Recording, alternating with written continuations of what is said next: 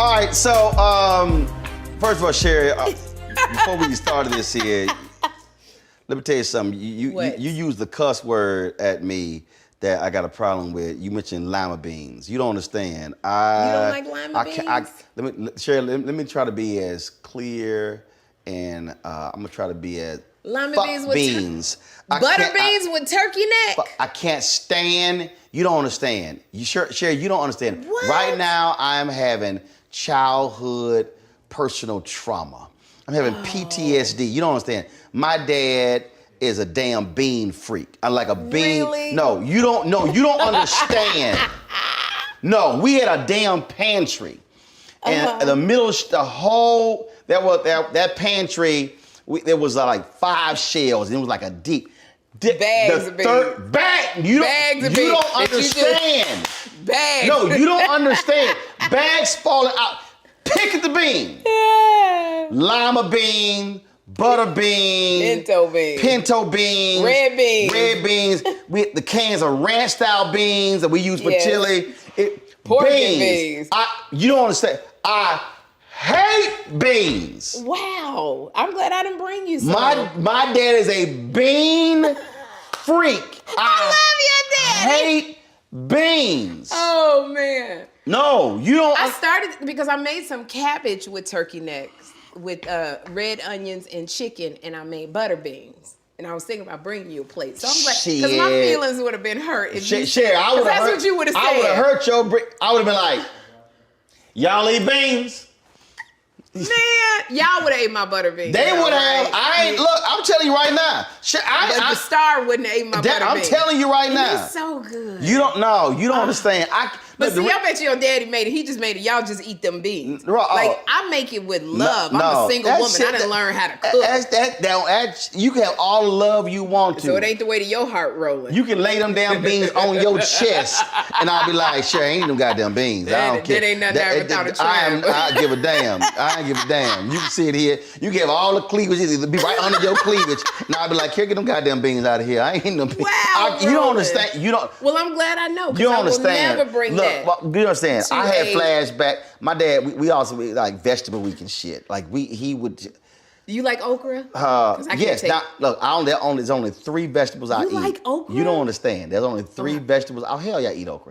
First of all, we ate lots of gumbo growing up. Yes. Look, but we did okra with stewed tomatoes over rice, sausage. We made that. So I do. These are the only. And look, and Jackie, no. What's we don't even. 3? I eat cabbage. Love it. Okra. Ugh. And I don't eat them soul food restaurant green beans. I eat. The ones that you got to pick and pull apart. I eat the green, right? And but you can only make that in damn olive oil. Where you feel like your name is Beulah. And garlic sauce. Pulling it apart. That's the only. I am not eating that. That's it. You can keep them. You can keep all them other damn. You like collard greens? No, hell no. You don't like collard hell greens? No. What's the turnip greens? Hell no. Okay, here's why.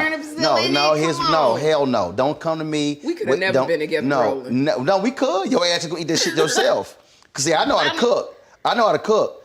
I was baking at 7, cooking at 8. I don't need you to cook for me. I'm good. I don't need you to cook for me. There's only a few things I can do for a man, and making food is one of them. No, I don't need you to do that. Shit, you do the other 3, 4 things. Okay, well that's what I know not to bring. I don't even. You understand? My dad, we would eat all these damn vegetables, and I was sitting there going, man, he not gonna eat this shit. Well, I'm like, this dude and this squash and these. Okay, all them greens you mentioned. This is why I don't like those. Right. So Miss Elkins was our babysitter. Right. Okay, Miss Elkins. She lived on Fidelity Road. We lived in Clinton Park in Houston. They had all that. I hated the smell. Right now, I could be sitting in that back room, and the kitchen was right here, and the sink was over here, and they had one of them like a small dining table, 2 vinyl chairs over here, and I could see them damn greens in that sink. And the smell, I could smell right now. No, that's chitlins. No, it wasn't chitlins. No, you don't understand. They had all, I'm telling you. They was soaking the greens. Here, I can right now see them sitting in the sink. I can see them damn beets on the table. Right. And smell. So the smell. Just, you don't. So for me, if I ain't with the smell, it will not be eaten. And I could not stand the smell of all them greens and the beets. And I used to sit there and I'd be like this here. Oh, they're coming all the... Those are the memories growing up for me in Chicago. I can't. I don't eat peanut butter. I hate the smell of peanut butter. Damn peanut butter and jelly. Jelly. We good. Roland, what is wrong with you? I can't stay. This is staple food. No. You like chitlins? Hell no. Okay, all right, we agree on that thing. My mama's mom was making some chitlins. I walked to the house. I said, "Oh!" I ran. Yes. I ran. No, you don't understand. I ran out of the house to the street. My dad came like, "What?" I said, "The fuck." Wait, how old was you? 7? No, I was in the funk. The funk. It was the funk. I was like, yo. I hate. We wasn't allowed to run out. If we even did that out, we would get a whooping. No. I remember chitlins being little, and every year they would take it out of that big old tub, and it would sit there for seemed like 2 days. And I remember it was all great, and they used all that hot sauce. I would go, it stinks. And then when I realized it was dead intestines, I'm like, why are we eating this? No. I can't do chitlins to this day. No, hell no. You know, it's a delicacy. They used to sell it at Bloomingdale's over in New York. You could buy chitlins. They stupid. They would ship them out. They stupid. That's what I said. That's never. Dumb. So I am very, okay. So Henry says I'm particular. Yes, you are. With food. No, you picky. No, I'm not picky. I'm specific. All right. Well, it's like I hate cold food. I hate cold food. Chicken salad, tuna salad. Hell, cold. okay. No. Now, we fixed tuna. Potato that was cold. salad. I ain't eat that. Macaroni salad. Hell no. Salad. Hell, I eat salad, but if I put eggs or bacon on it, you gotta heat that shit up. You don't more than particular. No, you don't understand. Henry, bring me your phone. So Henry been with me since 2009. We at Washington Watch. Yeah. So Henry got a whole list. Henry, bring me your phone and give me the list. Henry got a whole like we'll be sitting around joking. He was like, it's called the list is called shit rolling don't eat. That's the list. Oh my God. Oh no, you don't understand. I can't stand cold ass food. I was at University of California at Berkeley, and all that shit was green, yellow, red. Yes. I was like, y'all got anything brown? Anything? And it was all these pastas and everything. Right. I was like, I said, I know it's a professor's lounge. Y'all got a microwave in here. I got to heat this. I said, I got to heat this shit up. I got to go. Gosh. Oh, I found a microwave. Because I'm telling you, all right. So Henry keeps this list. He calls it the Martin Madness. I don't eat no damn macaroni and cheese. I don't eat no collard greens, peanuts, peanut butter, damn pecan pie. I'm not a fan of cheese. The only reason I eat pizza, because my brother came home. He was a senior, he's a freshman in college. Right. He said, say, dog, you ain't gonna be able to survive college if you don't eat pizza. So I willed myself to eat pizza. And you loved it? He said, all beans. Now, I will do baked beans, but that's only with barbecue. No cold food, got to be hot. Pasta, cheese, hell no. Don't put no onions on my hamburgers. I'm gonna cuss your ass out. Oh, no onions. Mexican food, hell no. And damn red apples. No Fuji apples? I'll eat green apples, damn it. But I ain't the real sour grandmama apples? You're damn right. What it Granny? Yeah, Granny Smith apples. Oof. What the hell? I do Fuji. What the hell is Fuji? It's a sweet apple. It's a sweet red apple. Don't bring no damn red Gala apple. apples, red. Don't bring no red apple to me. Oh my God. Don't bring that. That's what they had in the garden of Adam and Eden. Yeah, well, that's why Eve lost her damn mind. And she had left so much stuff alone. Red apple? See, that damn red apple, everything would have been fine. Had the green apple. If they had a granny apple. Anybody trying to get a granny apple in the garden of Eden? Everything would have been fine. They had a granny apple. That shit up. She read the red damn apple. Hell, you did stuff right. But no, I know what I like. And look, as long as we all fine, and again, I know how to cook. See? So you cook what you like. Right, because I ain't never, look, a woman ain't got to do much for me. Yeah. I don't need her to iron shit. I got that. Yeah. She ain't got to wash no clothes.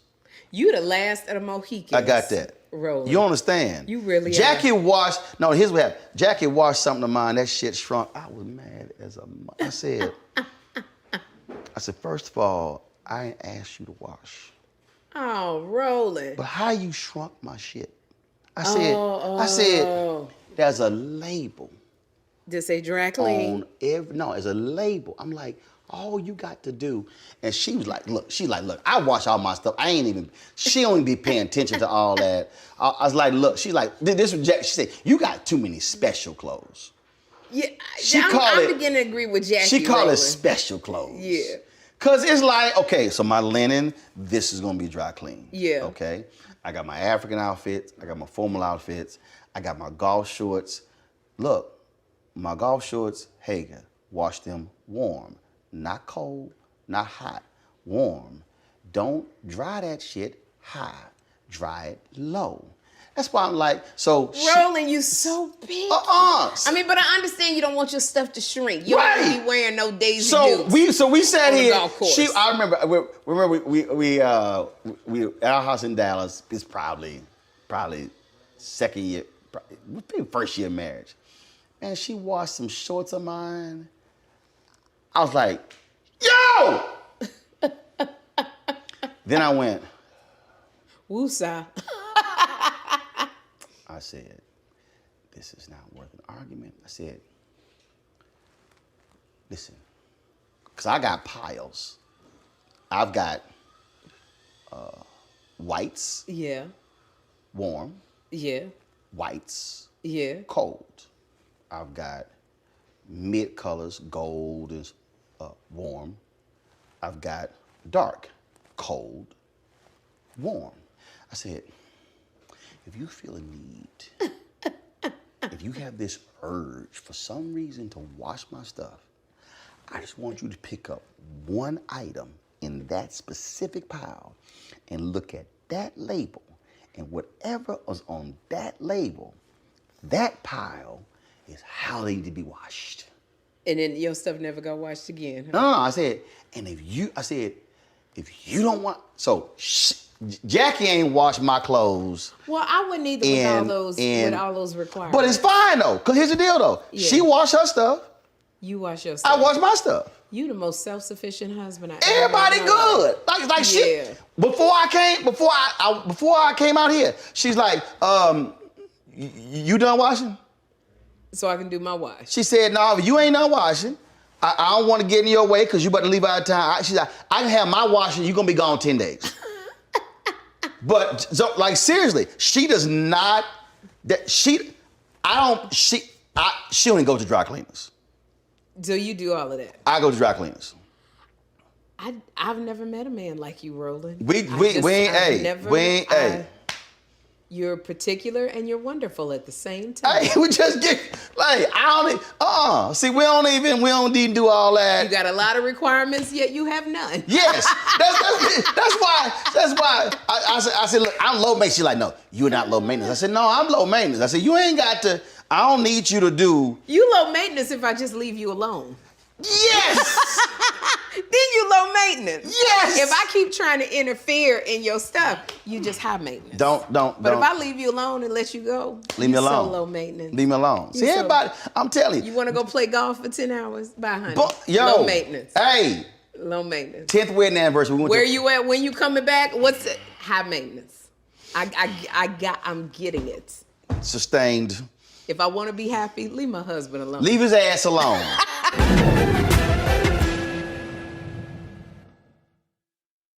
Hello, I'm Isaac Hayes III, founder and CEO of Fanbase. Listen to what I'm about to tell you.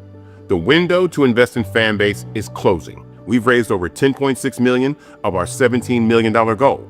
That means there's room for less than 6,370 people to invest in Fanbase for the average amount.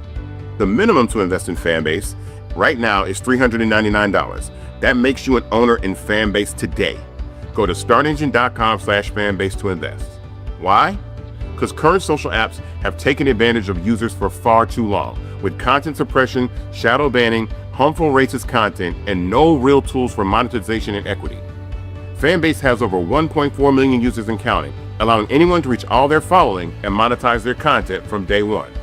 Social media is the new TV, and whoever owns the apps that distribute that content have the opportunity to own potential billion-dollar companies. While big platforms with uncertain futures are failing to serve their users, Fanbase is stepping up to fill the gap. Don't wait until it's too late. Invest now, invest for yourself and your future.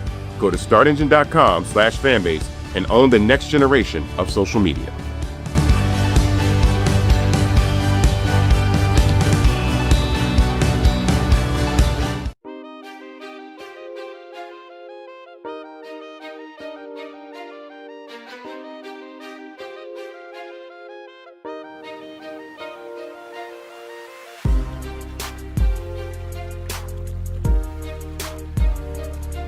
Like first year marriage. Phone ring. I'm like, yeah, what's up? She's like, hey, I want to go get this. All right, why you calling me? She's like, what you thought? well, I was like, is the house note paid? She's like, yeah. I said, lights paid? She says, yeah. I said, is the car note paid? So all the bills paid. Why you calling me? Rolling. No. You understand? She paid the bills. I'm like, why you calling me? I said, go on. I don't even, no, seriously, I cannot tell you, this is true story. I cannot tell you right now how much money is in my personal bank account. Because his wife handles it. She pays everything. Now I know how much is my business account. Right. Matter of fact, if I pull up all my accounts are on one, because we're all the same bank. I don't even look at the personal account. Right. That's you and her. Right. It's 6 of them. Yeah. There are 4 business and then 2. I don't even look like literally. My eyes don't even go to that line. I can't. All I know is when I go to the grocery store, the card better work. That's all. That's the only requirement I got. What is your love language? What do you mean? You know, they have the 5 love languages. They have. Yeah, I read the book. So what is your love language? Let me do what the shit I do. That's the 6. That's the 6 love language. That's number 1. Oh my God. Number 1 is leave my ass alone. No, I'm telling you, I think people complicate this thing. Well, Roland, look, you've been married a long time, so you know 20 years. You know better than me. I was married 6 years the first time. Right. Got divorced, married 20 years. And I'm telling you, I really look, I'm listening my a lot. My parents been married 54 years. Okay. Was that how it was? No, ain't how they were. No, they totally different. They totally different. Okay. And I'm just a firm. I'm telling you, I think people. Here's the deal. I think most people don't know who they are. Yes, I agree. So they've never done a self-assessment. Who am I? Yeah. Really no. I'm talking about that really deep, personal, hardcore. Like, what makes me an introvert? What makes me extrovert? Why am I like this with food over clothes? Why do I like to do this? Why do I laugh? Why am I quiet? Why am I big personality? Why am I inquisitive? Why, like all of this stuff that's hard. And so then, because typically I always say we go through this when we have a traumatic experience. So lose a loved one, near-death experience, divorce, we lose a job, all sort of stuff. Then we do that. So I went through it because when I went through the divorce, I was like, and God was really speaking to me. Church I went to, and it was really okay. What happened? This whole deal, and it really came down. Okay, so it was a very basic question: who am I? Yeah. Which is real, is hard because you got to confront the stuff that is bad about you. But who am I? Then once you have a much clearer understanding, then you know who I'm looking for. Okay, that's gonna fit the who am I in an honest way. Right. Yeah. And so I would meet people. No, they ain't. Matter of fact, it was a sister, nice sister, went to the same college as me. We rolled to a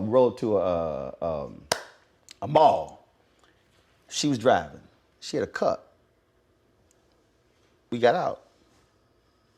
I was like, What? What's going on? Where your cup? Yeah. She like, what do you mean? I said, okay, you were drinking out of the cup. Where the cup? She went, oh, I sat up outside the car. I said, oh, you just sat the cup and the straw in the parking lot. I said, go and get that cup. I was like, we ain't about to walk. I said, it's a trash can right there. Your ass just set it in the parking lot for no reason when it's a trash can. I said, I said, go and get that cup. I said, we not about to walk in this mall and you just littering and stuff. I hate litter. I can't stand people who just, as I'm telling you. And when we were talking, and I was kind of like. You know, when you said that, that's funny because she left the cup. I remember being on a date and we went to Bob's Big Boy, which should have been a red flag right there. But we was at Bob's Big Boy and we finished and he had a plate of pie and he said, can I have a doggy bag? I'm thinking, okay. He take the whole plate and he put the plate in the thing. And I said, you can't take the plate. And he goes, why not? And literally I was like, because that's stealing. He was like, it's not stealing. They write that off every year. They know people gonna take the plate. And I remember sitting there going, we're arguing back and forth about him taking, he said, I take the hotel towels. And I said, but I could see the toiletry, but not all. He said, no, I take all the towels. And he said, they write it off. I don't see what the problem is, and I don't see why you get mad at me because I'm taking the plate. See, right. And I remember thinking, note to self, I can't get with a man who take plates from the restaurants. Nah. So you don't like littering? No, I'm just saying, but that's, okay, somebody might say, Sherri, why are you tripping on the plate? No, that's it. You like, that bothered the hell out of me. I literally said, I was like, no, hell no. And then later, like, we were talking, and so she talked about when her previous boyfriend, she's like, oh, after they had sex, they were just like, she like, no, I don't like cuddling, she said, I would just go to my side of the bed, he would go to my side of the bed. And I was like, yeah, we ain't gonna be together. Yeah, that would be hard. Because that ain't me. Yeah. My whole deal is I ain't got a problem hugging. I ain't got a problem. You like touch. Right. I got the touch. Because I grew up. You may not like lima beans. You ain't got you that right. You damn right. Look, because I saw my grandfather slap my grandmother on her ass. She laughs at this. I saw my dad doing the same thing. No, my mama's 74. I smacked my mama on her ass. Wait a minute. Did you say you smack your mother on her ass? I do. I come on. What up, woman? What'd she do? She like, boy, I do. I can never see Jeffrey coming and go, what up, mama, smacking me on my booty. You know, and it'd be even more weird because I'm a single woman. I'm not lying. Really? They ain't never heard that in my life. What up, mama? No. I go, what up, woman? I call a woman. At what age did you start slapping your mama? I've been slapping my mama her butt about 30, 40 years. Oh my God. I'm serious. Really? I do. I actually do like it because they're so emotionally connected. I do. I be walking by. What up, woman? But it ain't like I'm a kiss her on the forehead. I'm a hug my mama. No, I know what I do. If I'll hug, kiss her. What up, woman? And you, here's the thing, your face go back to being a little boy. What up? That's what I do. I'm serious. I've been doing that for years. And it's crazy, and it's so funny. Hold up, all my nieces, hey girl. I love that. And it's just because so I saw my grandfather do it. I saw my dad do it. Like, they'll be sitting there watching TV. They be sitting like holding hands and stuff. Yeah. So I can't. So again, that's one of those things that if you meet somebody and they're like, that ain't them. Yeah. We ain't going out again. Because you mentioned the love language. That's gonna be a problem. Yeah. But do you think people could change though? No. So because that's something that's not a characteristic. No. Well, you know what it actually is. If you leaving your cup on the ground, you taking a plate, it is part characteristic. Right. No, that's and the cup on the ground, fine. You know what? You can work on that. But that I rolled my side of the bed, he rolled his side of the bed. No, that's gonna be a problem. I'm telling you. That's why I look at it, I say, what are pillars? Like, what are like just these unmovable things? Right. That no, we can't compromise on that. That's one of them. And it's just, and I'm telling you, when I talk to a lot of people who've had divorces or bad relationships, it's because they never ever said, no, these are pillars. And it's just, I'm serious. Well, yeah, I think it also goes back to we're not being very honest with what we like. Especially being a woman, you just like, I want to be, I want to be married. No, I'm so real. You're not honest. No, about I'm real stuff. honest. Yeah. No, I'm over honest. No, I'm like, could you be so honest with yourself when you walking down the aisle and you go, I don't know if I can do this. That would never happen. Because you wouldn't get that far. I would have got, no, we wouldn't even got to the engagement. We would not have even gotten to the 6 month of dating. No, it was just because, again, I'm telling you, if I was this one, she was like, baby, how you doing? Do you miss me? This shit ain't gonna, no, this ain't gonna work. This ain't gonna work. Oh. No, because it was, baby. You don't like that needy. Oh, do you miss me? No, her ass can't stay. No, this ain't gonna. It just was too, it was too much. It was gonna drive my ass crazy. Cause it's, no. Because you know it wasn't gonna be one time. It was gonna drive my ass crazy. Now see somebody else. See for me, I don't mind a man going, did you miss me today? Did you think about me? And I go, yes, I did. That ain't I don't mind. All that talking. Rowan gonna be doing romantic talking. Rowan gonna be doing But see, my love language is words. That's my point. Of affirmation and words. So I love talking. That's my point. Yeah. So when you know you, and you know your love language, now you know when you meet somebody, oh, that ain't gonna work. See, we ain't even gotta go down, because here's what people do. They compromise on it. Well, maybe. Right. No. I said pillars. There are things that you say, no, I need that. There's no way I could be with a woman who does not like hugging and being affectionate. Yes. Would not. And apparently slapped on the ass. What on? Oh, no, you got to slap on the ass. Or is that only reserved for your mama? No, Jackie would get mad. They be like, why you hit me? I was like, you gonna get smacked on the ass. I'm just letting you know. Like, but you got hit so hard. Yes, you got to hear it. You got to hear it. Oh, gosh. Oh, that's a sore Jackie booty. turn around, she be like, I'm gonna hit you. I was like, don't hit me, I don't care. I'm like, you gonna get smacked on the ass. If you gonna be here, oh gosh, you get smacked on the ass. You get smacked on the ass. I don't care. You know what I'm gonna do to Jackie when I see her? I'm gonna go, what up? And she gonna be like, your ass been sitting at the top of the road. Oh gosh, oh no, she know. Oh shoot. I'm gonna smack on her ass. Gosh. I don't care. Yeah. She don't like it. Guess what? Oh you man. get smacked on the ass. I think I like the honesty. I think that women, we are into. A lot of women say, "Well, we can change. We can." And now being here after 2 divorces, I go, "You can't change." No, anybody. You are who you are. You are who you are. Yeah. And it's like, and that's fine. Yeah. Your ass just not gonna be with me. Absolutely. And it's okay that they go and I before. Younger, I was like, no, we gotta be together 24/7. We gotta wear a red t-shirt that say, I'm his, he mine. Oh, hell no! I got that's that Pete repeat shit. That's what growing up, I don't know where the phrase the Bopsy twins came from, but that's the phrase where you look like the Bopsy twins. Yes. I don't know what the Bopsy twins You gotta is. have like the matching stuff on. No, do you understand? There have been numerous times she's gotten dressed, I've gotten dressed, and we walk out, and get no conversation. Ain't like I looked at her outfit, same color. Shit, I'm changing. We ain't, no.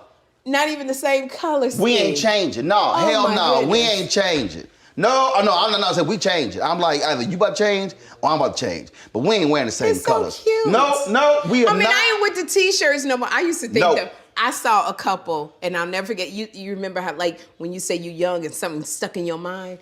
I remember being one time at Great America 6 Flags, and there was a white couple in front, and he had his hand down in her shorts, and she had her hands down in his booty. And I thought that, in my 20s, that's what I want to do with my guy. I want to put my hands down in his shorts. Now I'm fine and with I want that. his hands in my... I'm fine with that. Now I don't want your hand down in my butt. I'm fine with that. I mean, I ain't got a problem with that. I mean, that's... I ain't gonna dismiss that. I'm cool. Cause sometimes you got might be a stiff wind that day. You got to hold on. That's why I couldn't be with a flat ass woman. I mean, you got to be able. Something got to be cuffed. Something got to be. There has to be a hook to.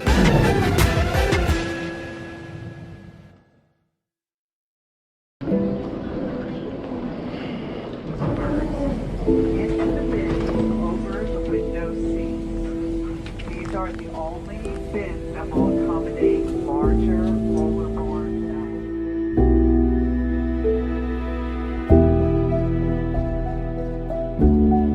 They put 10 in here? 10, and you don't come out till you die. And you eat him, you eat 10. Oh my God. So what?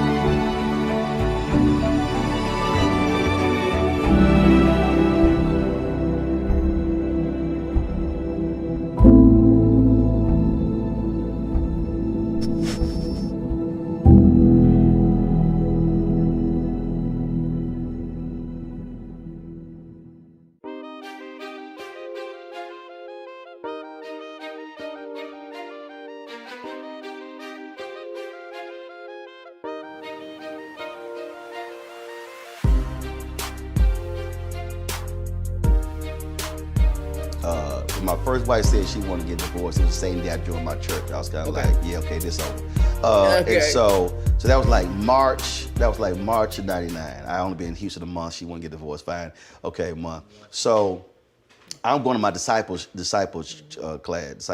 training class. I was one of the folks, you know, when you when the time for walk down the aisle, decision counselor. Yes. I was one of them. So all of a sudden I hear, Mr. Mark, I need to speak to you. I turn around, I was like, oh shit. Her ass won't. Because a couple weeks earlier, Yes. I come to church. She said a little late. I disagree. First of all, preacher ain't started preaching yet. I was on time. Okay. So rest of that stuff, that's preliminary. That's like going to a football game and Oh, you mean all of the worship, the whole worship? yeah, that's like warming up before the game. That's Okay. you entering in the presence. No. I'm in the presence when he stood up and she stood up about to preach. So I roll up there, and so it was a woman named Jackie who I grew up with when I was Catholic, and so they were standing next to each other. So Jackie said, let me introduce you to Reverend Jackie Hood. She says, I said, man, let me go over here and get me a seat. She's like, well, if you got here on time, you would have had a seat. That's what Reverend Jackie That's what Hood Jackie said. said. And I went, yeah, okay, whatever. And see, I was like, whatever. And see, you gotta understand, like we had this like large church. I don't sit in the back. No matter what time I get there. Yeah. If there's a seat that's open on the front row, You want it. Roland walking his ass to the front row. So, you know, you walking by and, you know, the usher be like, right here. I'd be like, like, so it's, now mind you, long, it's like 6 ushers. They all pointing like to say, Right like to just the to front. move, I don't sit in the back, okay? Me and Rosa, I don't sit in the back. Okay. It's not gonna happen. You're not a backsitter. No, it ain't gonna happen. All right. Ain't gonna happen. So Submission ain't in your vocabulary. it ain't gonna happen. Oh, I break rules. Okay. Well, I break, All right. oh, He's a damn. rule breaker. Oh, there are rules? That's who you are. Oh, there are rules? Okay. Oh, order off the menu? Okay, whatever. No, it ain't gonna happen. So she said, I need to speak. She said, I need to speak to you. I was like, oh, the her ass won't. So she had, you remember them white ass little cheerleader type tennis shoes? Yes. Them little white ass. Yes. Oh, I couldn't stand her. She had like some khaki pants. I was like, oh shit, what she want? This is Reverend Jackie Yeah, Hood. she come on in, get head gray hair, her glass. I don't know what her ass want. Okay, fine. Okay, all right. So she's like, well, I was talking to Pastor West, and I needed something edited, and he said, you know, you were the best person in the church who could do that. I was like, yeah, that's true. Because I was manager. I know, she was like- I was manager of the Houston Defender, and so she had some like pamphlet. I was like, all right, so okay, so you want the church edit, you want the real edit. And what'd she say? She's like, when I want the real edit. I was like, yeah, okay. So I pulled my red pen out, I marked that shit. I had the blood of Jesus on that pamphlet of hers. I did extra editing. I mean, I was like, switch this, change this font size too wrong, move this photo, change. I was like, okay, there you go. And what'd she do? And she's like, thank you. I was like, all right, went to my class. I wasn't trying to fool with her, because see, I remember the little attitude, little funky comment she Yes. made a couple weeks earlier. So then, like a couple weeks later, she goes, I said, I saw her like, so how you live project? Your Lil Project. Lil. To the Reverend Jackie Hood. Lil. Okay. Yeah, Lil. L-I-L. L-I-L, your Lil Project. How your Lil Project come? She's like, they has to call my project Lil? And I was like, how your Lil Project? So you go forward a few months. Is the Tuesday Bible study before Thanksgiving. Yeah. I'm talking to my frat brother, Carrie. So we standing in. Now we're not in the sanctuary. This is an important part of the story. Yeah. We're in the atrium.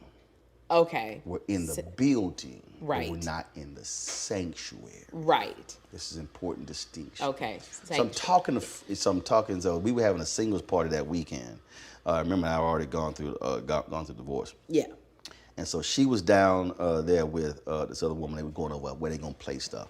And Carrie was talking, and I was like, you know what? Jack got a nice ass on her.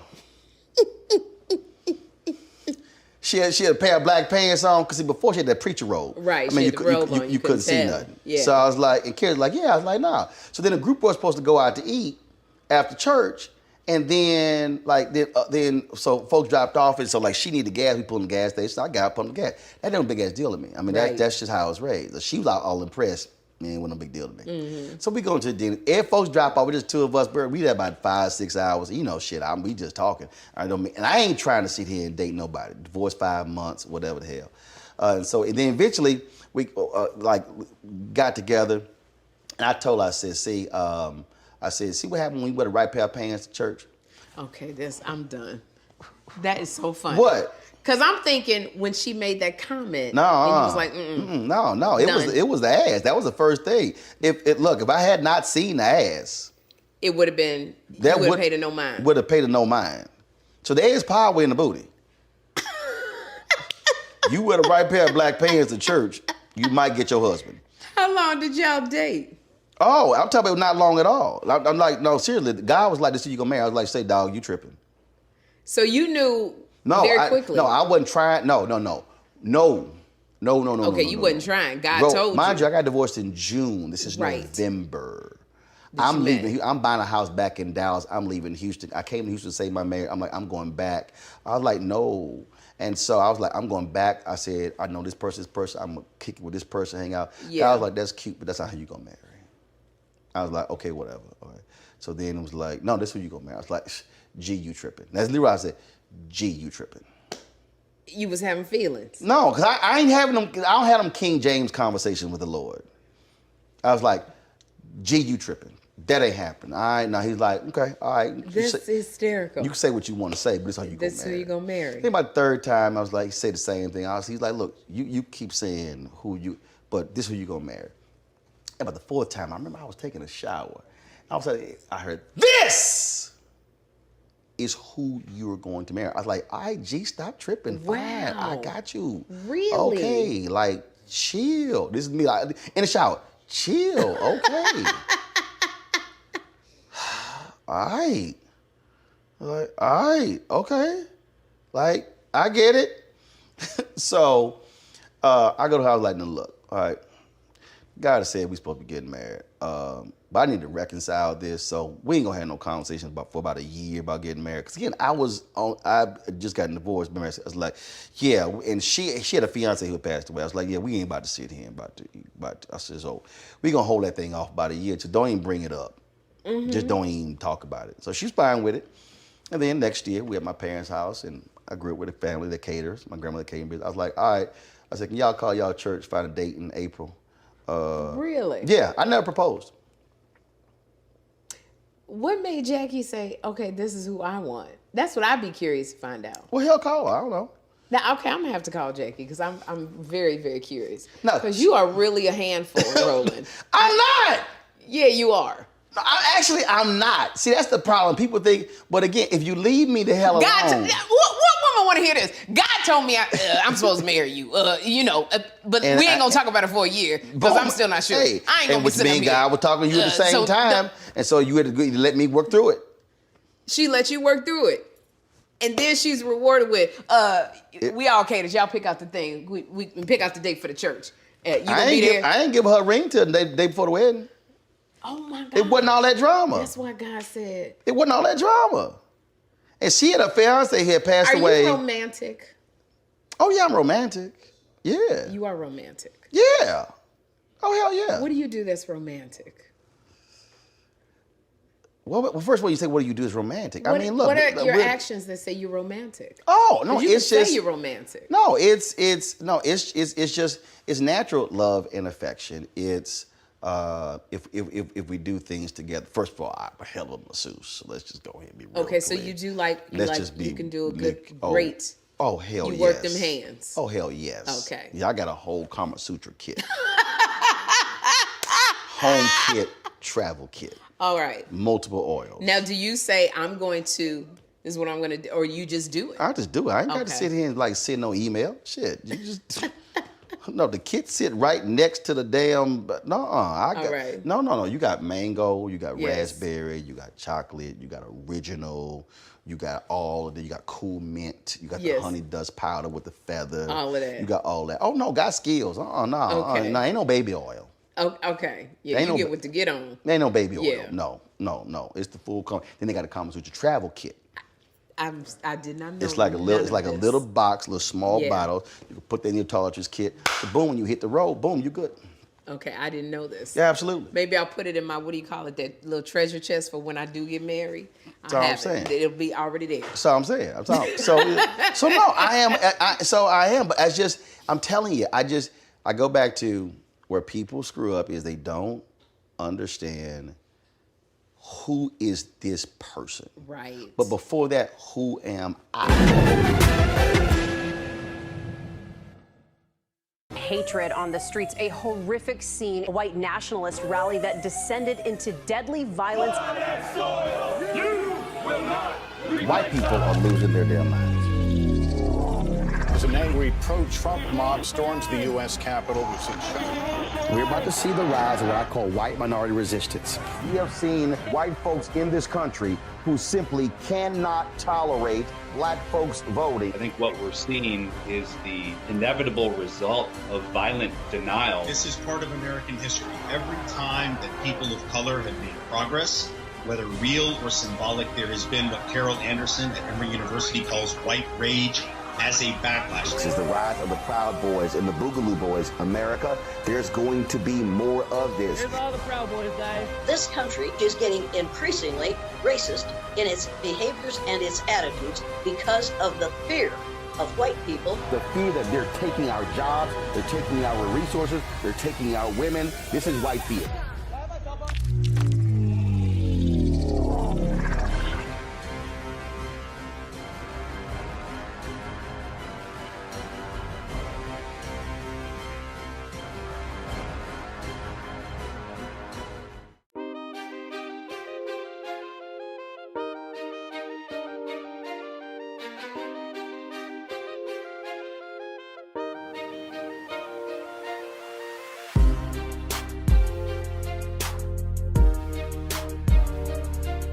Have you said, okay, who is Sherri? This is who I am. I really feel like I have. After the second divorce, I feel like I went and really went deep into therapy to go, who is Sherri? What makes me tick? Mm-hmm. What makes me smile? What makes me cry? Who is Sherri? I Mm-hmm. think I've come to a good, And it's painful. yes, very much so.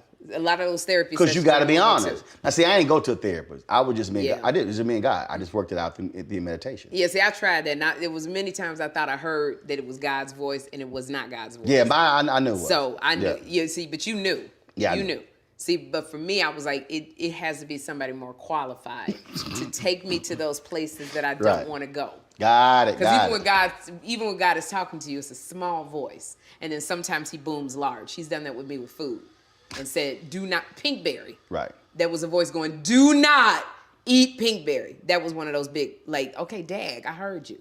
Right. I ain't know what pinkberry is. What's that? Pinkberry, Niecy Nash got me hooked on pinkberry. It is like a yogurt. Oh, got it. It's like a yogurt, like Got it. minty, all of it, but it has a Got lot of it. sugar in it. Got it. And I got addicted to it from eating it with her. Ah. And I was eating it so much, I was leaving Jeffrey in the bed at 2 years old, walking to Pinkberry, getting a big. Damn. I would get a big take home and a large and a medium. Yeah, you were Just eat it. addicted. Yeah, I was addicted, and it was too much sugar. I'm diabetic, so it was something that was killing me. And he said, "No more Pinkberry." You were like, all right, God. Yeah, like, Dad, Like, okay. chill. All right, I got okay, you. I got it. But that's how her. But in relationships, I could never hear. It was never that. So That's I what- went to therapy. You couldn't hear it because I didn't want to listen. You didn't want to listen. I didn't want to listen. See, exactly.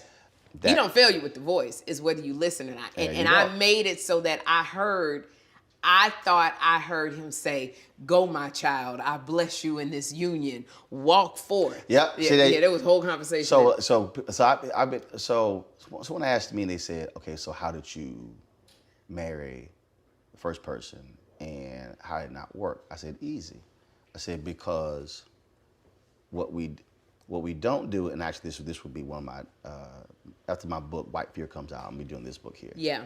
I said it's called The Four Most Powerful Words in the World, Thy Will Be Done. What happens is we pray for stuff, but we don't put at the end if it's in your will. Yeah. That's what we don't do. So what happens is we pray for the house, we pray for the job, we pray for the man, pray for the woman, pray for the car, but then say, if it's in your will for this to happen, make it happen. When I joined CNN, that's what happened. I sat in that lobby and I said, God, if this is for me, if this is your will for me, make it happen. And it did. But there have been other times when it's like, this ain't for me, this ain't mine. But you gotta listen. That's where free will comes in. And see, that's the thing. And most folks want to see well, I don't know how it happened because you didn't listen. There have been in my single life and dating where I've said, well, all the time, I go, Lord, if this is not your will, slam that door, shut that door. And ultimately, Roland, something will happen where I find out something or I see something, and that part of Sherri wants to go, but I said, but you prayed. Lord, Right. show me. Which shut you that gotta listen. door. But that's the same thing with jobs. When I knew when the guys who owned Chicago Defender, they were not going to let me run it the way I needed to run. So I was kind of like, all right, you know what? I could do this, but I could do some other stuff. I could do a consulting deal. So I'm going through this whole deal. God says, I will not open a single door for you until you publicly announce that you're leaving. Ooh. I couldn't decide internally. He said, no. You have to publicly announce that you are leaving. Now, mind you, this is like October. My contract's not up until March. Right. Like, not a single door will open. And I did. I gave it to the newspaper, let it out. Literally the next day. A phone call, then another phone call. And these people who already knew.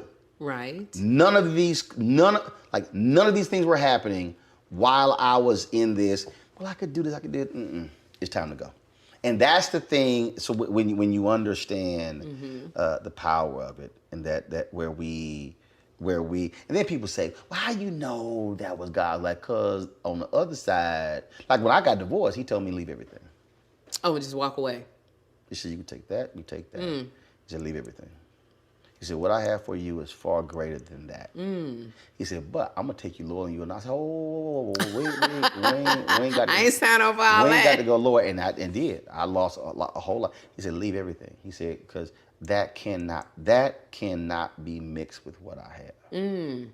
Man, my lawyer, I have frat brothers, my brother, everybody like, are you out your mind? Spud Wells, my homeboy. I went to his house in Dallas. We played golf, and I fasted and prayed for 4 days. Golf is always involved in it. I was like, I remember being in one of his bedroom. I was like, I'm gonna trust you on this one. I said, because see, Ro wanna break her ass in half. Ro wanna. So and people like, how you know? I was like, oh, I know what Roland wanted to do. That wasn't Ro's choice. Ro's choice was to break that ass in half. And you know, I left the flames. You know it was me. I know what I wanted to do. But that's the thing that and so when you talk about like same thing. So when you are coming across assignments and have there things that come up where you said and you thought about it, you prayed on it and said no. And people like, shit, what you doing? Nope. No. Yeah, there have been jobs that I didn't take because I just knew it was not it was not for me, or it was more of a gut feeling. It just was so, I wanted to say yes because it was money. Right. It was more recognition, but everything in me was like, and I didn't feel comfortable. And I knew that was God. And I said no. But then there were times, I remember being with The View when they said, we want to extend your contract. And I knew God said, it's time to move. It's time to go. And everybody was saying, Sherri, you got a great job. You're making all of this money. And I said, no, it's time. And they said, you ain't going to be able to, you've been away from Hollywood. And I said, it's time to go. And when I didn't, right, that's when I realized I was about to go through this divorce. And it was going to be expensive. It was going to be a lot. And I said, I'm going to stay. I said, I'm going to stay for a couple years, so you make this money. See, go ahead. I'm going to make this money, and then I'll get out, Lord. So I'm do a compromise. I'm going to do what you say, but I'm going to do it on my thing. And he went, really? He went really. And you know when he went really?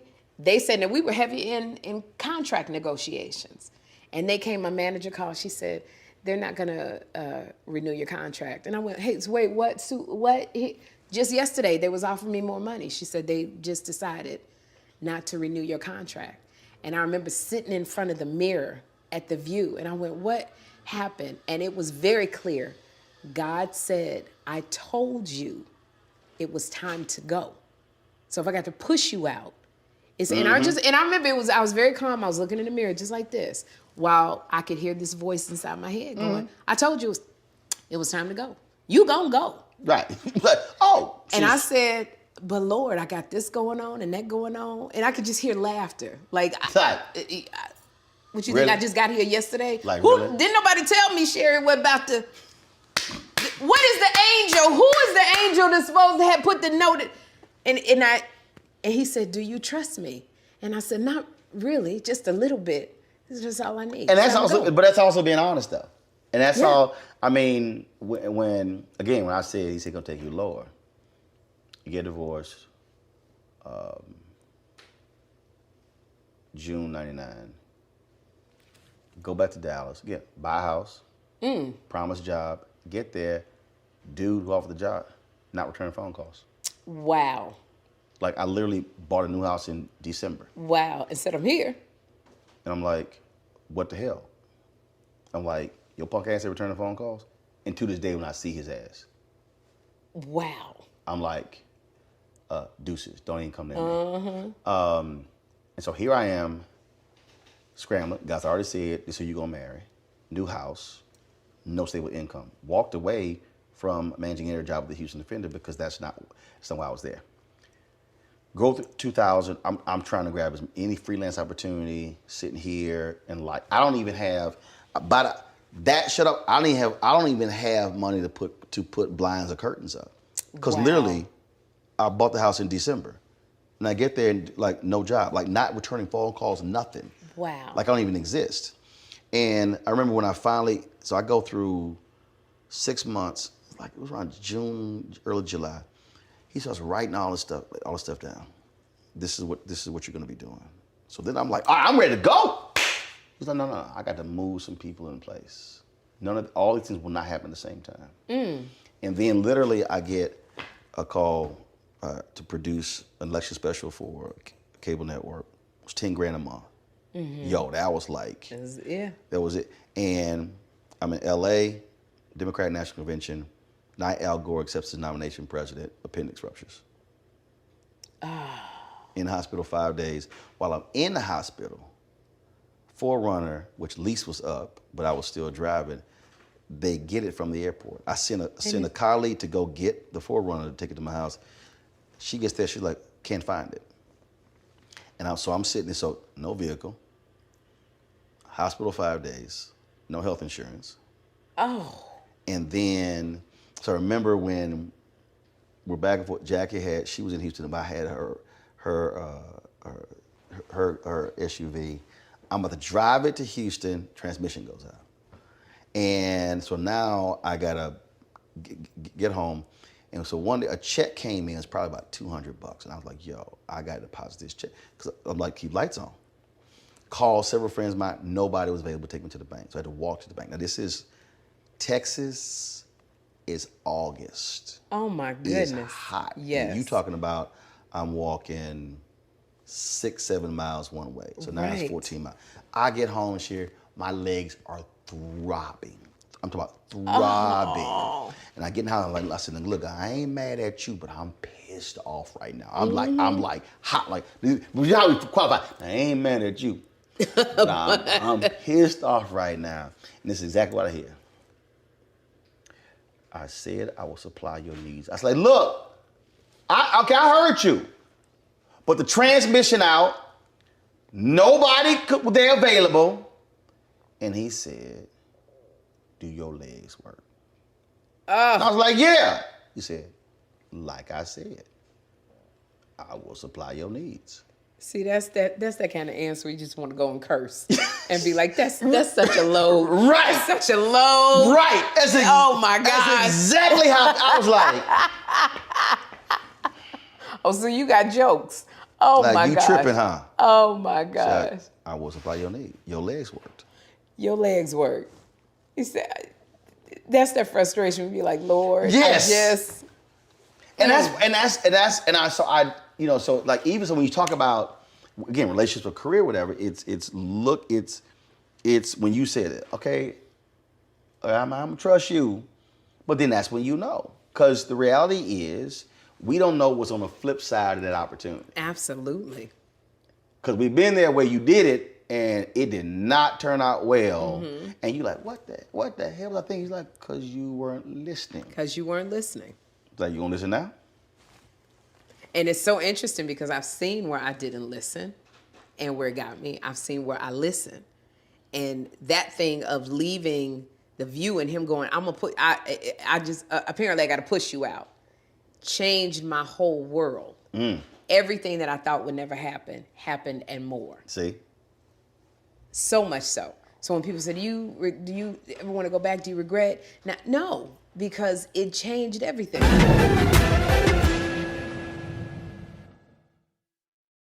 What's up, y'all? Look, Fanbase is more than a platform. It's a movement to empower creators, offering a unique opportunity for everyday people to invest in Black-owned tech, infrastructure, and help shape the future of social media. Investing in technology is essential for creating long-term wealth and influence in the digital age. The Black community must not only consume tech, we must own it. Discover how equity crowdfunding can serve as a powerful tool for funding Black businesses, allowing entrepreneurs to raise capital directly through their community through the Jobs Act.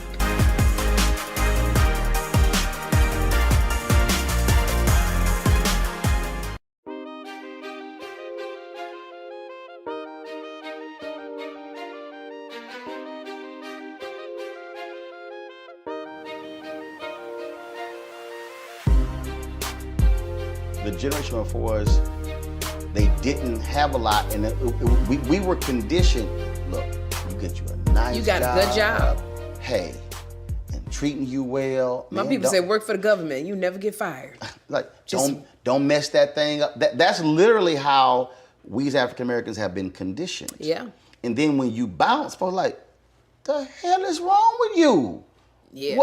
When I left, when TV One ended my show, 8 months left my contract. They offered me a new deal. I told my agents I'm not gonna take it. And he's like, bro, it's easy money. He said, they're probably not gonna do another show. They're gonna pay you that $27,500 direct deposit every month and you ain't gotta go in. I said, no, because the contract stipulates that because the Black-owned company own other stuff, I can't do anything that targets African Americans. I said, the election's in 2020, 3-year contract. If I'm under contract, I said, I will not have any way to have a voice during the election. I said, I can't do that. Yeah. I said, Tom Jones retires in 2019. This is 2020. I said, I cannot do that. And I said, it does not matter what you negotiate. I will not sign the deal. Yeah. And they were like, we're in the meeting and they keep saying, we're gonna keep you whole, whatever. I said, no, but what am I doing? Yeah. No, what are we doing? I said, show what's the concept, what's the budget, what's the plan? I said, no, you have ideas. Those are not concrete. And it kept coming back, and finally, in the middle of the meeting, I go, stop talking about money. I said, money is the last thing I ever negotiate. I said, money is the last thing. I said, it's everything else that I'm doing. Right. I said, you can't answer any of that. the number don't matter. And now this was, and again, and the only other check that I had was the Joyner Show, where I had started at $250,000 a year, and it was down to 48 when they kept cutting everybody. They kept cutting everybody. Down to 48. Wow. So I had to absolutely lean on faith and trust in me in creating it. And that's the thing that, and people are like, man, what are you doing? Yes. What are you? And I say, but because you don't understand. That's leaving that easy, because again, you're sitting there going, look, that was 330. That's 330,000. No issue, no whatever. Yeah. I said my speeches and everything. I could live very wonderful, but I knew I couldn't do something, and I would have gone crazy, not being able to create, Absolutely. to produce, to do something. Yeah. And that's what people don't understand. It's such a trip when you go through that. I remember after The View, I'd done Cinderella on Broadway. I had been going back and forth from New York to LA acting. And God said, it's time to go to LA. And I said, but they don't know me. You know, you always got them buts, but they don't know me. He said, it's time to go to LA. And at the time, because I was working on The View, I was making a lot of money. I had a mansion that I couldn't sell that had been on the market for a year. Floyd Mayweather came to see if he could buy it. He didn't want to buy it for his mama. I said, Floyd, this is stripper tips for you. He said, it's too far. I was like, but you could burn this house down right now. It ain't gonna make I begged Floyd Mayweather. Burn this house down. Please take my house. It literally, because it was so far out in Jersey, Roland, I couldn't sell it. So it was just a money pit of me. And I said, Father, I can't leave with this house on my hands. I'm not working at The View, paying this mortgage over 10 grand a month. Been trying to sell it. It done fell out of escrow so many times. Do you know? And I said, Father God, if it is truly your will for me to go to LA, me and Jeffrey, something got to be done with this house that's been on the market a year. Do you know a man who did the algorithms for Groupon? He was looking to build a house. His child had autism. My house was around the corner from one of the premier autism centers in the world. His contractor said, we can build one, but there's one that's on sale or on the market. Let's go look at that one. He made an offer that night. Whoa. And he said, I want to close in 5 days. He paid me cash. And I think we had one glitch. There was no gate lock around the pool. I put a gate lock on there, but it wasn't up to code. And the man who, I put the different lock on there, I found somebody to get the lock over there. They said the man who does the permits, he's going on vacation. Do you know we got him before he got on the plane? He came out there. He said, I don't know how y'all got me. He did the thing. He said something like, I had a guest house. He said, has this been used for any kind? I looked at him, I said, ain't none of my family ever stayed in this guest house overnight. No, sir. Lord, he signed off. He gave me the papers. We closed in 6 days. Cash, I didn't owe nothing. Wow. Jeffrey and I went straight to the airport. Now, so when he tells you to do something and you just trust him, you don't see it, even a job I had a job with John Lithgow on NBC, and I remember it was called Trial and Error. It was one of the best roles I ever had. But we were doing it in Canada. And I said, I gotta be with Jeffrey. And God said, you gotta be with Jeffrey, it's time. And I remember when I called those people and said, I'm not coming back. And they offered me more money. Then they got mad at me and they said, this is the best role that's ever been written for you. You can win an Emmy if we come back. And I said, I know. And they said, you'll never have another role written like this for you. And I said, well, but you also never have another Jeffrey. I'll never have another Jeffrey. I said, creatively, yes, but my first assignment is Jeffrey. And I'm out here in Canada, only coming home on the weekends. I can't do it. Right.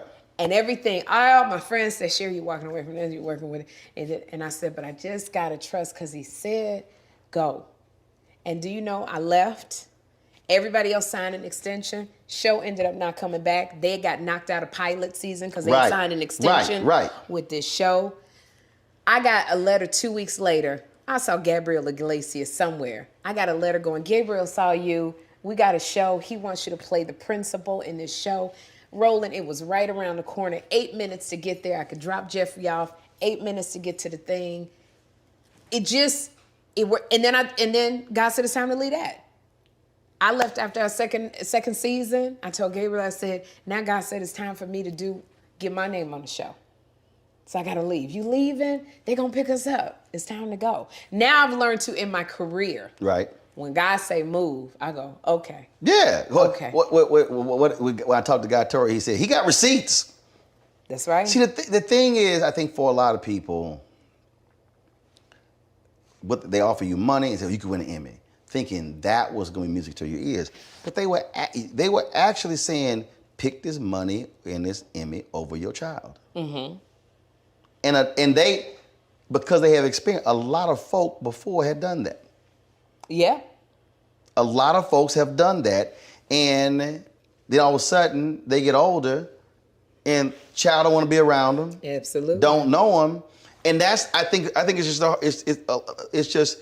it's understanding, or what comes down to what's important. What is important? What's valuable? What's important? Is that important to me? Dondre Whitfield said this here. He asked the brother, he said, do you consider yourself to be successful? It was like, won 8 Grammys and everything. He said, no. He said, you're accomplished. Are you successful? And he said, your kids don't want to be around you. Ooh. He said, you're about to get divorced. You have no relationship with your other child who's 3,000 miles away, who doesn't even want to see you. He said, you are not successful. Wow. He said, you accomplished. And I think that's just where, and that's where also the validation comes in. I've had people tell me, yeah, man, but you had a show on CNN and MSNBC. I'm like, yeah, but I own this. That you own it. I said, I own every camera, every light. I said, I can do what I want to do. I can have the conversations I want to have. There are no notes. Right. I don't have a VP of development or programming that you gotta answer telling me how we need to edit this interview. None. And out of all things I've done, I said, I have a complete joy because I don't have to deal with someone else determining my fate. Right. We're gonna come out here with George Lopez Golf Tournament. We're gonna rent this Airbnb. This is what it's gonna cost. We're gonna shoot for 5 days and gonna fly back on Sunday. But none of that happens if I don't walk away. If you don't walk away. In 2018. None of it happens. None of it happens. Yeah. And that's, I think, so you apply that to jobs, you apply that to relationships, you apply it to everything. But I think women, Roland, we have a hard time applying that type of faith to relationships. Oh, absolutely. There's something that we can apply to our jobs, our careers, school, kids, but that thing of relationships, even in the little things. I was on a dating site and I put my age. I'm 54. Right. Am I 53 or 54? And everybody said, well, you wasn't 54? That's too old. People ain't gonna go past 45. And I said, or they'd be like, yeah, don't do it. Don't you tell anybody your age. Don't. And I said, but at some point, I gotta have faith. Right. The guy said, there's that one. We're not gonna care about the age. Yeah, I know, but there you go. But I think we have a hard, because that fear sets in. Yes. Fear is a big thing. But see, I look at a different fear. Yeah. A fear of not listening. Yeah. See, that's a greater fear. When my first wife said she wanted a divorce, I was sitting there. It was. I was like, wow, how did we arrive at this point? When in fact, the reality is, I actually had called it 3 years earlier. I said, if these things occur, this back will be. Literally, I said, if these things happen. And so, remember, I forced a conversation, and she finally said, I don't believe in being equally yoked. And literally was like, ooh. I said, that's it. But then what was interesting, I kept, it's like what you said when you changed the prayer. I was praying, God, save the marriage. I changed it. I never forget. I was on the second floor upstairs. I was watching television. And I said, I said, God, open my eyes to see and open my ears to hear what you want me to see and hear. Wow. Literally, within 10 seconds, the front door opens and she come in the house bitching about some Christmas lights that was sitting on the side of the doorstep and why I hadn't put them up. And I was like, wow, God, that was real quick. Wow. It was something that was it's Christmas lights that the gardener had taken down or whatever. But it was like DEFCON 5. And I was, this is, I come downstairs and I'm standing there in the front door and I'm going, I ain't saying nothing. But it's like, you are losing your mind over some Christmas. Are these lights worth this level of yelling and argument? No. They just some lights that can get picked up and thrown in a box. But, and I'm talking, it was within, I'm talking about literally, door opens, open my eyes, and going off. I was like, man, that was quick. and that was the deal. And I think, so what happens is that's why I go back to the whole, that will be done. Is this for me? Versus that. And for a lot of people, that's just what messes them up. Because I think what we want, especially in relationships. Yeah. Remember I said I knew exactly what I needed? So there were wants and needs. I think the problem is we actually create our list of wants. Exactly. But we don't go back, no, what do I need? What Remember I said the pillar. need? No, this is what I need. Yeah. If take away the house, take away the job, take away the cars, what do I need? What do I need? See, he can be looking good, but what happens if he gets burned? He can be tall and handsome. What happens if he gets paralyzed? Yeah. See, we go through, and I think that's what messes people up because they don't want to confront. No, you've chosen all of these. I actually hit some brothers and sisters with this one here. I said, we were at this conference. They were talking about how their mother and father and their relationships. They would go on and on and on and on. So the next day we had a part. I said, we were talking about their list. I said, brothers, could your mama make your list? Ooh. Sisters, could your daddy make your list? Ooh. Slayed the room. Silence. Because it forced them. See, y'all got all this other stuff.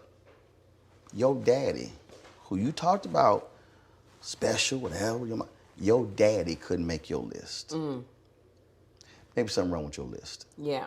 And that's the thing. So absolutely, as we get older, I think also we look up, it was a bunch of bullshit I was focused on.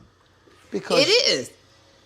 You know, it's so funny because I think we as women, we're afraid to say, give me what I need, or if it's your will, sometimes because what we want is this, and we're afraid that you're gonna go, that's not what I'm gonna give you. Right. I'm gonna give you this. But I literally have a girlfriend who was on all the dating sites. Beautiful, beautiful, beautiful. She wanted a high earning, he had to make this amount of money. Boom. She threw in, because she said, well, God say put what you want. Right. He had to have a plane. Boom. He had to have what? Yeah, she wanted him to have a plane. She wanted him to have she wanted to have. 2 years later, Roland, we were talking. She said, you know what? I just want a man that's kind. She done went and dated, went on all of these high profile dating sites. Boom. And she said, I just want a man that's kind. Boom. And I said, or do you have to have a plane? She said, girl, we can take Delta. It had changed so much.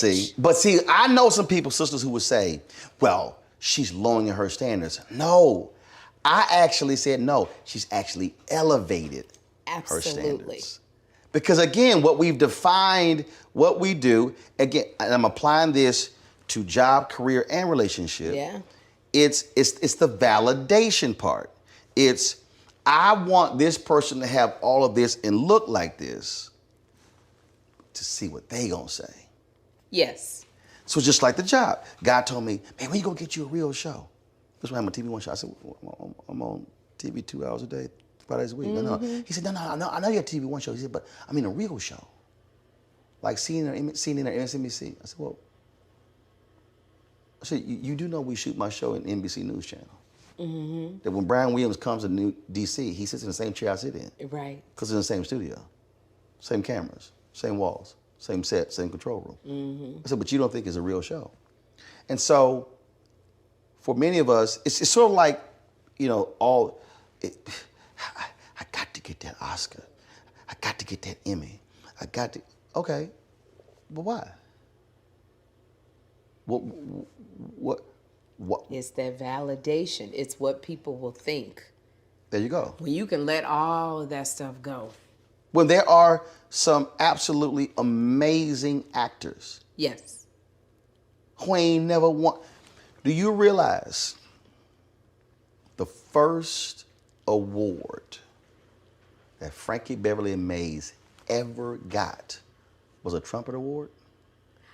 It boggles my mind they have that Frankie never Beverly won. and Mays have never won a Grammy, no, a nothing, no, a performed no, at a, but yet they sell out everywhere they go. And one of the few groups that will force your wardrobe change. No, seriously, I told somebody, think about this here. We love the Commodores, we love Earth, Wind, and Fire, we love the OJs, we can name all these groups. Is there any other group that I gotta put my white on. I gotta wear my white. That's what I'm saying. What I'm saying is, but the thing is, for years, I'm talking about for years, I was hitting this thing. I would see Deborah Lee, I'm like, when y'all go on? I said, and I told Deborah, Deborah, do you understand? They've never won an award. She's like, are you serious? I was like, no, they never won an award. BT Awards finally honored them years later, but they had never been acknowledged. I was there.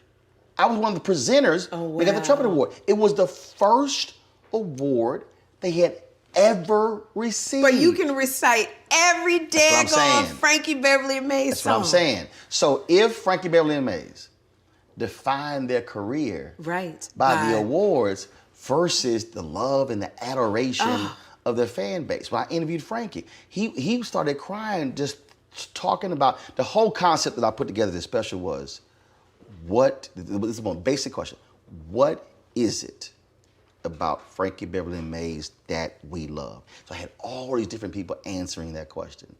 And when we did the special, he saw it, and he said, man, my woman Pam Moore, who's TV anchor in San Francisco, she made dinner, she invited me over. He said, we sat down and watched it. He said, man, she had to stop it a few minutes in. He said, because I was just crying. Wow. Because it was they were talking about what the music means. And so it was all these different definitions of it. But that's the same thing. They've never won a... Do you know that's one of my deal breakers? If you don't know 3 songs that Frankie Beverly Mays then made, we can't be together. If you ain't been to one Frankie Beverly Mays concert, if I say, that's just one of my things, if we're dating and I go, I want to go, you better be listening. Right. I love Frankie Beverly Mays. That better be in there. Then I'm taking Sherri to see Frankie Beverly Mays. And you better have on your white linen. You better. That's what I'm saying. But it is...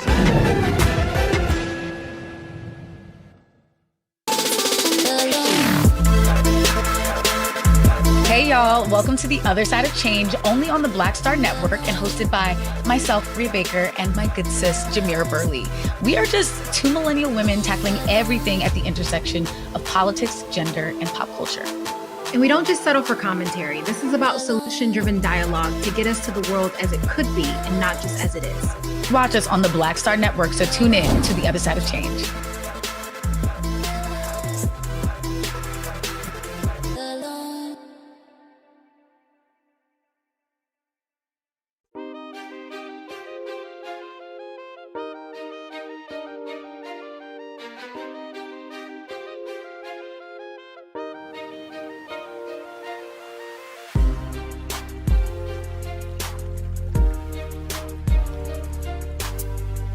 Remember I said earlier when I was like, this really ain't that hard.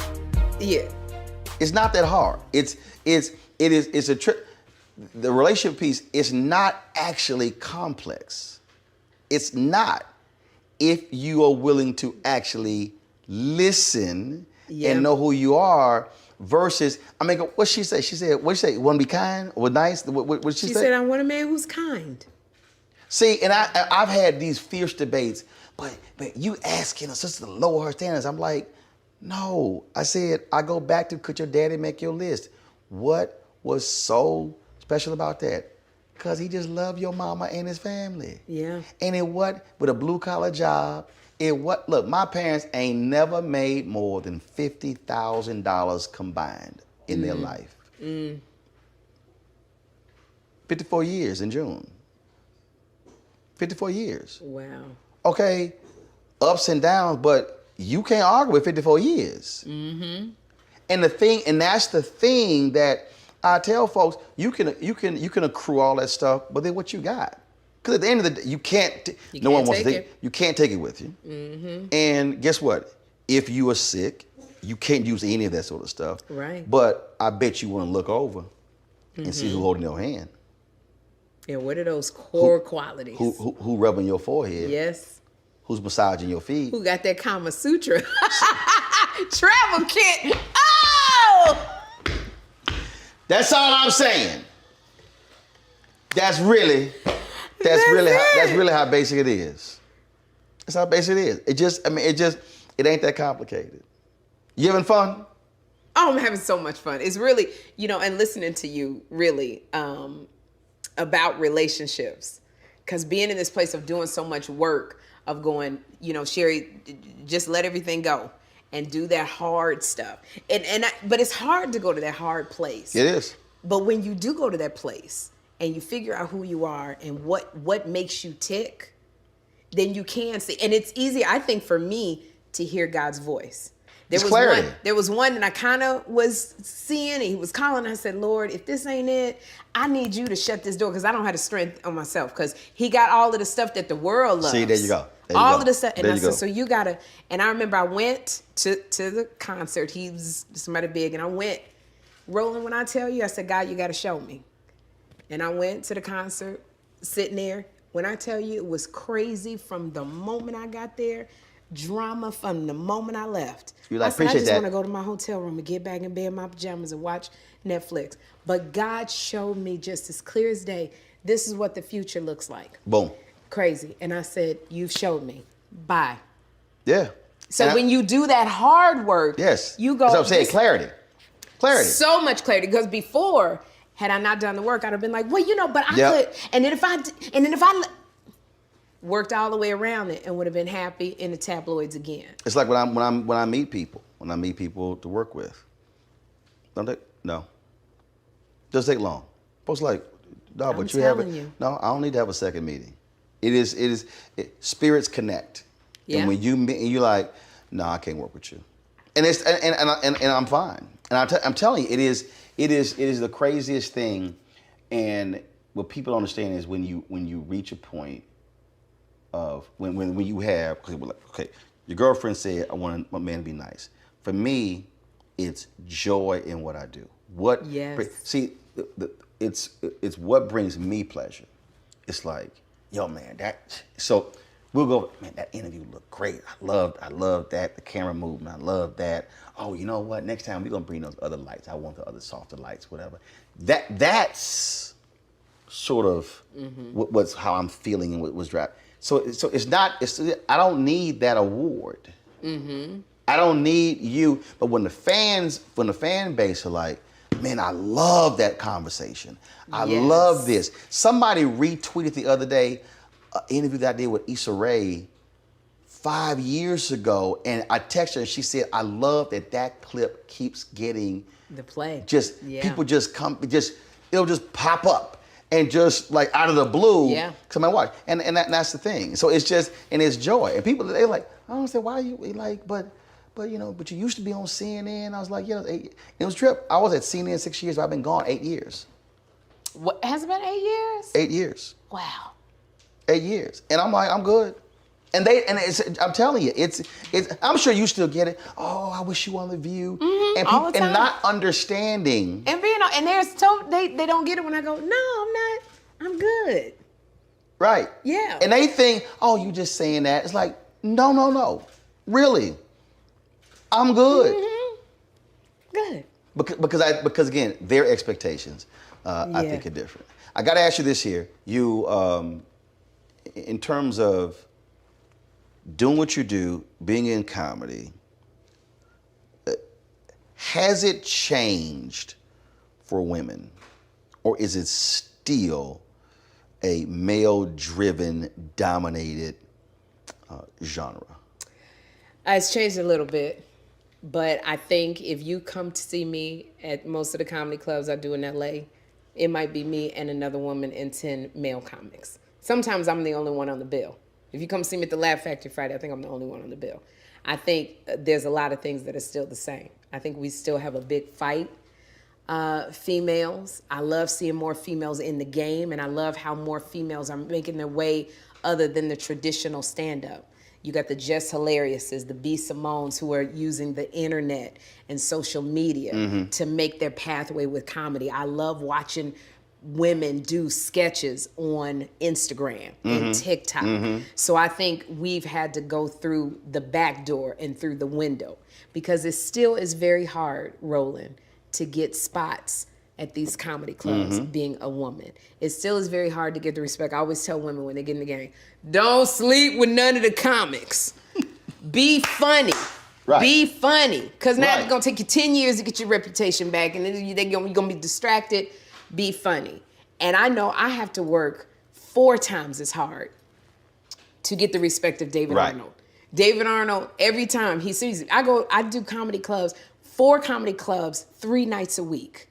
The Improv, the Laugh Factory, the Comedy Store, and I would end with the Comedy Union and see David Arnold. And that's how I get the respect, because he sees me out there grinding and working. I don't think males have to do it as much as hard as I have to do it. Right. So I think, no, we still have a long way to go, but I'm loving the women that are coming in. I'm loving that women are coming in and don't have to downplay who they are on the stage. Because it used to be, if you was too cute on stage, when Angela Means, who was in Friday, had a hard time. Right. Because she came out, she was so pretty, so the women didn't like her. Now women are owning who they are, they're owning their sexuality, and I like that. I like seeing it. So I asked every singer this, I asked every comedian this. This is the last question for you. If you had to do a comedic versus, and it's microphone, who would you love to go toe-to-toe with? Who would bring out, who would bring out the best in Sherri? Who would you be like, oh yeah, I'm about to take your ass out? Who would that be, male or female?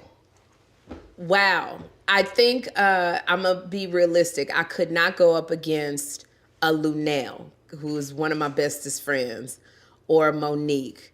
I think for me, because I have a lot of joy in my stand-up, it probably would be Kim Whitley. Like, we could go toe-to-toe on stage. I think her and I, and we go into it. I would love to go up, and for me to say against, because I have such respect for these women, I would love to be on that stage with Lonnie Love. Yeah, I see the reason I asked everybody that question, because from a singing standpoint, it's a challenge. It's Wayne Brady said, I would love to go up against Jamie Foxx. And I would love to see that. It absolutely would bring out that thing in Wayne of stuff that he never even realized that he had, or stuff from his archives that he would bring up, as with Jamie. I've seen both of them. And that's what I'm talking about. So that's why I always had a question, because it's like, yo, who would you, and because who brings out that competitive juices to say, oh yeah, no, I got to be ready for this one. They gonna force me to bring my absolute best. The A game. I say if it was somebody who was going to force me to bring my absolute... Yeah, to take out joy and happiness. I'm talking about, it's like if you like, yo, if I had to they the shit. I want to, like, let's go. I would love to go up against Monique. I think Monique is the shit. And I think that Monique would literally, I would be on the stage with their microphone going, all right, Sherri, you got to come with it. And I would love to do that. See, the reason I think that would be, because again, it's audience, 2 people, 2 mics. That's right. What your ass got? What do you have? And it's like. And I would love to look at Monique and go, yeah. See, that's what I'm saying. That's what I'm saying. It's just like, so like people ask me, oh like, man, or like you giving speeches, all like, oh no, I said, because it was someplace, they booked 3 of us to give keynotes. They booked Ben Chavis, Michael Eric Dyson, and me. And Spawn was like, who gonna go first? I said, don't matter. I said, y'all gonna let me know I'm going first, second, and third. Don't matter. I said, because I know what I'm about to do. There you go. And they were like, you don't. What? I said, don't matter. I can go first, I can go second, I can go third. I can guarantee you, I know what's gonna happen at the end. I said, but y'all go ahead and pick the line up. I straight up. Yeah. And they had me go first.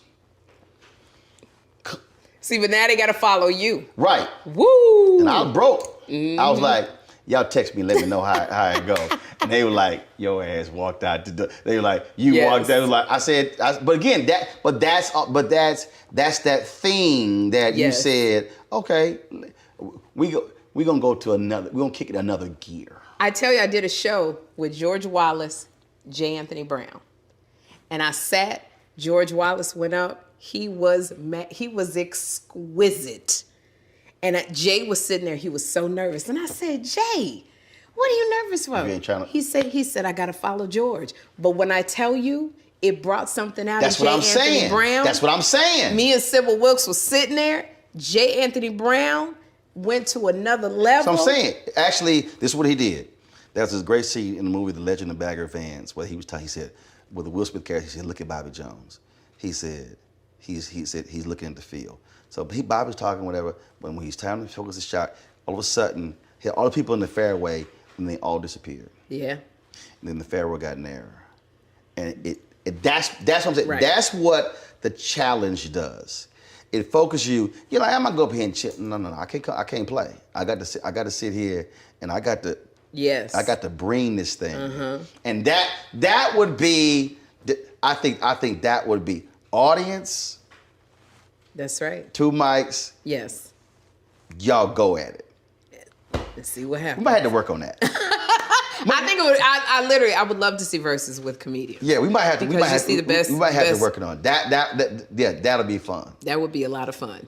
Oh, it's good to see you, baby. I loved it. See, you know how we do. How we have a conversation. Just like, you well, never we know gonna where talk. You're gonna meander. Where you gonna go? What no, Jake? They was like, all right, we'll figure out. We're gonna talk about something. Yeah.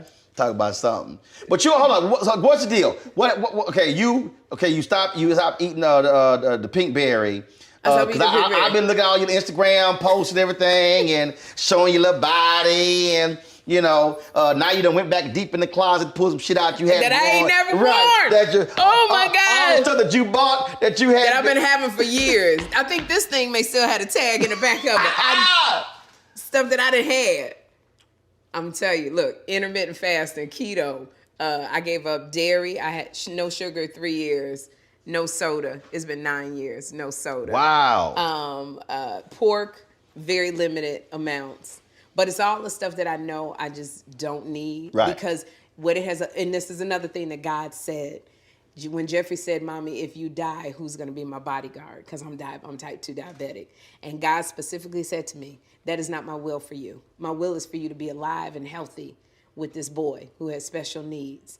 And he said, so that's not my will. So what are you going to do? You have the choice. And that was a choice that I made. And it has now he's 16. He don't want to be with me all the time. But I have the energy for him. Right. I have the clarity of mind. Because when you have a teenager, it's a whole different mindset. You got your nieces and nephews. Dealing with a teenager, it's a whole different mindset. Yeah. It's more, it ain't I'm going to pop you in the mouth. It's more, you got to be 2 steps ahead of them. Mm-hmm. So it has changed my life. The perk is being able to wear leggings and a tight bodysuit. That's what the perk is. That's a nice one. But what I need is my health for this boy who needs me still. And he's 16. So we got another We got a good decade. I need to be here. So you with got good health. So you like pink deuces. Deuces. I'm telling you, Deuces. it's not working for me right now. All right. Well, see, There you go. Working your thing. I got a little black leather. And I like being able to say I'm 54 and people go, what? There you go. See, now in putting that dating site, they were like, oh, shit. There you go. Absolutely. Like, and see again, just like Jackie, you got the right pair of black pants. I got the right pair of black pants. I don't know if you can do a cup, but you can do a pop. It's a quick pop, but it bounces back. Real tight. We done, girl. You ain't got no sense. You so crazy. I love you, Rose. Love you, darling. Thank you. That was fun. Absolutely. Oh my gosh, that was fun.